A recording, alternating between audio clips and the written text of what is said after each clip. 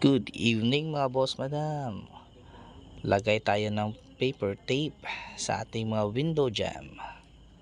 So instead of spending money para sa labor, ako na lang gagawa.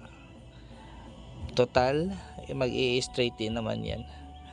Tingnan niya. So hilahin lang yung tape. Pagdating sa dulo, madali naman siyang i-cut. So kaya naman ng bare hands natin i-cut. Kahit nga yung packing tape, kaya pa rin. So, yan. Tapos, himas-himas. Para maging plain. Dumikit siya dun sa pader. The moment na tinanggal yan, mga boss madam, walang bakas. So, yan yung ginagawa.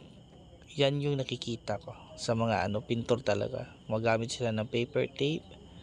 Tapos nagpipintura. Sometimes kung spray yung gamit, may newspaper pa silang nilalagay para di tamaan yung katabi.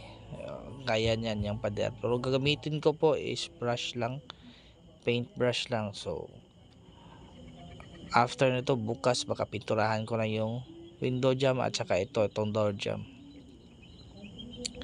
Yan, tansya lang, parang straight din naman talaga kasi dulo at saka dulo yung hinahawakan mo. Tapos pag di ka kontento, ganyan, di ako kontento, so, parang ini-straight ko uli.